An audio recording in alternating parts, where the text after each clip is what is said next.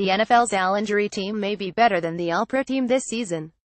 Aaron Rodgers behind center, David Johnson and Dalvin Cook in the backfield, Odell Beckham Jr., Julian Edelman and Brandon Marshall at wide receiver. Greg Olsen and Tyler Eifert split tight end reps. Joe Thomas and Jason Peters anchor the offensive line. Then, there's Deshaun Watson, Carson Palmer, Sam Bradford and Ryan Tannehill. Derek Carr and Jameis Winston have also missed a few games. Story continues below. Advertisement: the defense isn't too shabby either. Start with J.J. Watt rushing the passer. Eric Berry captains the secondary along with Richard Sherman, Donta Hightower, Whitney Merciless and Jordan Hicks chase down all the ball carriers. Don't leave out special teams. Darren Sproles returns kicks and punts. Chris Maragos is the ace gunner. Sebastian Janikowski handles kicking duties. And the season is only half over. It's scary to think who will join these star players on the sideline in the second half. Already, Sherman's ruptured Achilles tendon from Thursday night has continued the injury trend.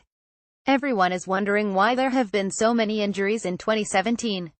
Could shorter off-season workout programs and decreased hitting in training camp be a factor? Are these just fluke injuries that could happen to anyone at any time and it's a coincidence so many big-name players have gone down? It's football, man, it's tough, said Bills safety Micah Hyde, who has missed only one game in his career over 4 seasons with Green Bay and a half season in Buffalo.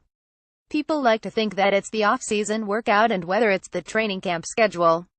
But being there and being here, it's similar schedules. It's similar practice times. It's similar everything. Dr. Armin Tehrani, a board-certified orthopedic surgeon and founder of Manhattan Orthopedic Care, agrees with Hyde. Story continues below. Advertisement: training methods in the NFL are designed to lower and prevent injuries, including ACL tear prevention, Tehrani said. Lack of contact in practices should lower the number of injuries during practice and potentially the number during games, as long as the players maintain their fitness. Could cleats be causing problems? Multiple studies have shown that the number, size and design of cleats play a role in both ankle and knee injuries, Tehrani said. The less aggressive the cleats, the better. Perhaps players now are too fast, too strong and therefore more vulnerable and susceptible to injuries. I believe that we are looking at a new norm where we need to expect to see and treat more injuries because of the ever-growing strength and speed of the players, Tehrani said. Unfortunately, we are seeing this in children as well. The NFL's chief medical officer, Dr. Alan Sills, said the league monitors injury data throughout the season and there hasn't been a huge spike in overall numbers. Story continues below. Advertisement: from a scientific standpoint, we have to look at the overall numbers, look at a broad cross-section of the games and not small-time points, Sills said. Of course, every injury and every injured player is significant to us, and we are constantly looking to see if there are trends that need to inform us. We take our injuries surveillance very seriously and that's a major effort that continues throughout the season.